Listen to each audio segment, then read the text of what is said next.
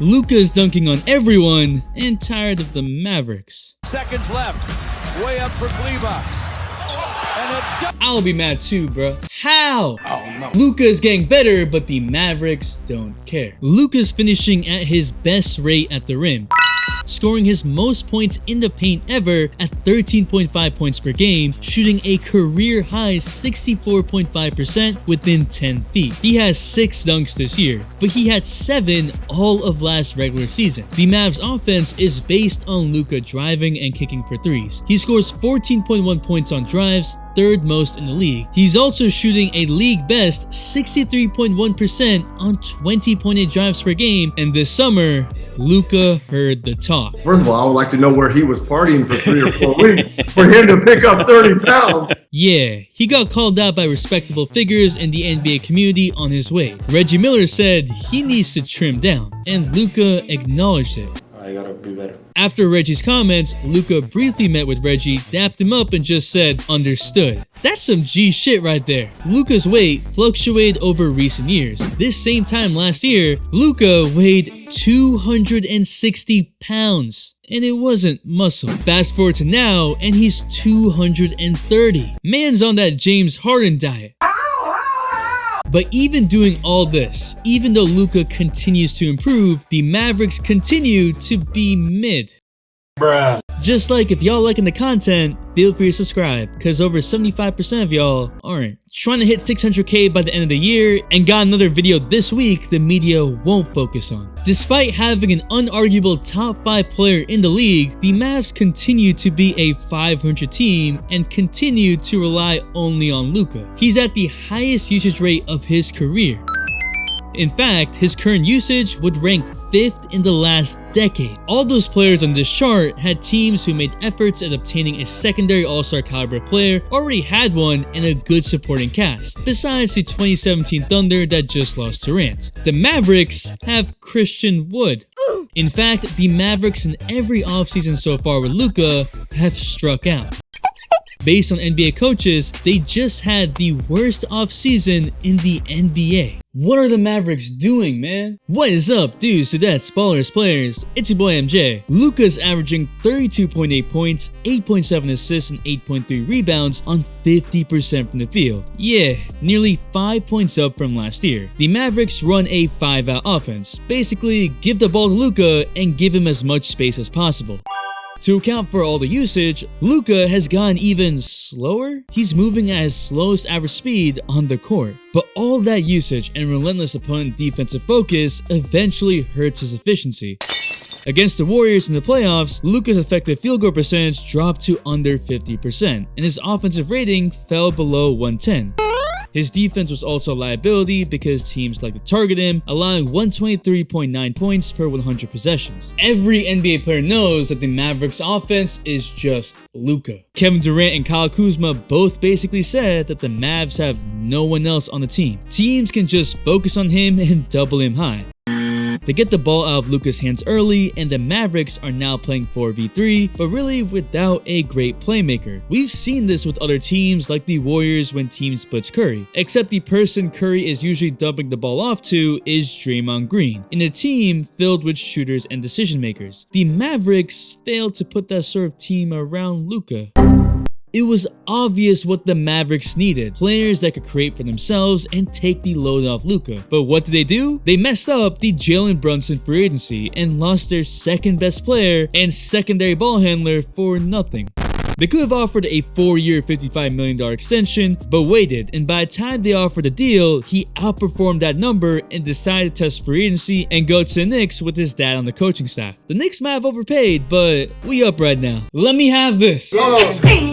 I'm also giving away a new Air Jordan 1 Chicago's in whatever size, wherever you are, and more in the next video. Just need a little bit more time to get everything right, so stay tuned. What is failed and forgotten is that the Mavericks tried to give Luka a star early on with Kristaps Porzingis, the unicorn, a big man that could shoot. What could go wrong? And fires away. Bruh. Oh, the Mavericks trade one of Luka's closest friends at the time, Dennis Smith Jr., along with other pieces and draft capital for Porzingis and Tim Hardaway Jr. Not the best start relationship-wise, but they're professionals. Porzingis was coming off an ACL tear, but the hope was that these two would be the all-star duo to build around. See, Porzingis couldn't stay on the court. If we just scroll through his injury history, yeah, that's quite a bit. In the past 3 seasons with the Mavs, Porzingis has missed 68 games out of a potential 202 games. Injuries took away Porzingis' ability to be a defensive stopper. The Mavs offense mainly had him as a spot-up shooter. Porzingis wasn't able to post up and failed to be an interior presence that drew attention away from Luka. You can see that Luka is getting frustrated at all of this. His body language just shows that he's tired of this team. But even then, there weren't that many offensive schemes, and Luka ball reigns supreme. Luka is literally putting up 2K numbers at the age of 23. Honestly, I need him to compete against you in SoRare, the channel sponsor. You get 20 free common cards when you sign up, and with those cards, you make lineups and enter competitions. I made my own league for us, and some of you are already putting in that work. Figuring out matchups, seeing which players will perform better, like Zach playing better and facing against the Rockets, yeah, we take those. And trying to pick the best players to stay within the cap. This is a lineup I made with my limited cards. Please, Randall, keep performing. And need Bobo to turn into KD. I'm gonna always have these cards for this season and the next and the next, so join my league with the link. We can compete with free cards and other tiers coming soon. And if you buy 5 cards from the marketplace, you'll get 1 free limited card on me using the link in the description. So go check it out. It's free, fun, and helps channel. Now the Mavericks seem to be scorned, unwilling to chase players in free agency. Players also don't want to come to Dallas, where it's letting Tyson Chandler walk in 2011 after winning a championship, not signing prime Darren Williams, not signing prime Dwight Howard, the DeAndre Jordan fiasco when the Clippers held him hostage with a chair. Put your hands up. No. I've got a chair. Okay. Trading for Rondo in 2014 and him quitting mid-game in the playoffs. Going on here to start this game, another What the? So yeah, the Mavericks are stuck. With their taxpayer mid-level exemption in this year's free agency, you would think, okay, they need a ball handler to replace Jalen Brunson, they didn't get Goran Dragic, so who are they gonna get? They added Shaq Fu legend, JaVale McGee.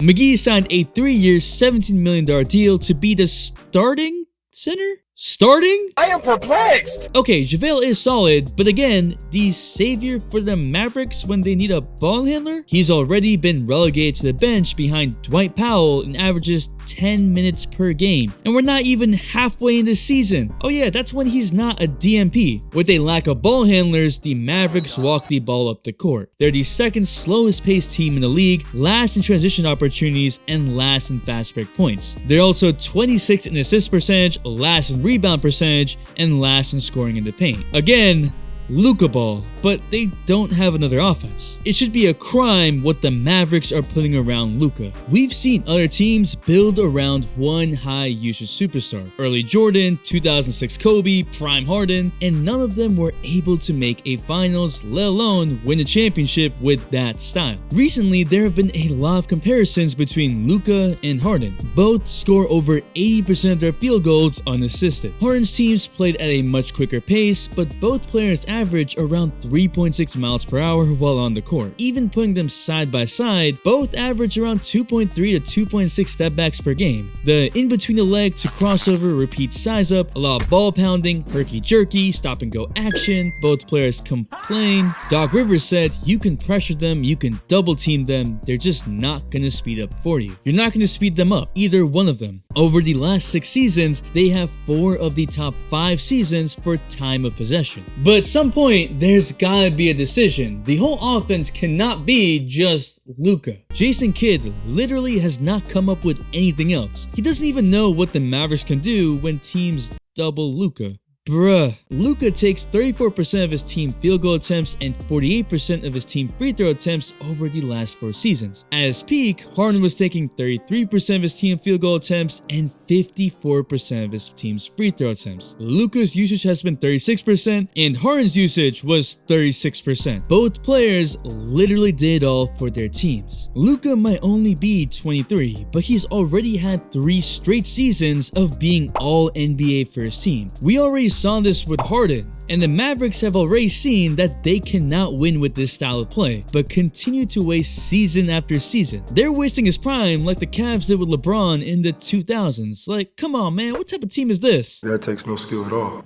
We are year 5 into Luka's career, and at this point in LeBron's career is literally when all of us start to look at the Cavs front office like, what are you doing? So I'm doing the same with the Mavs. Stop repeating the Harden mistake. Heck, stop repeating the same mistake history has shown and get some star to be right next to Luka. Or find a coach that is willing to figure out a scheme and earn the trust of Luka. Apparently, Jason Kidd has constantly been on him for staying in shape, yet he thanked Reggie Miller for it because when he tells Luka, it goes in one ear and out the other. But when he heard the same message from somewhere else, he understood like, oh, okay, I got it. The one caveat to all this is whether Luka actually improves his teammates. Leadership is more than just carrying a team. Sometimes it's even sacrificing your numbers to get more teammates involved. But it also takes competent coaching and pieces to put your star in a position to win. If there's another offense proposed and Luka vetoed it, I don't know. But I'm thinking Luka would want anything but whatever this is. Should he be moving more off ball?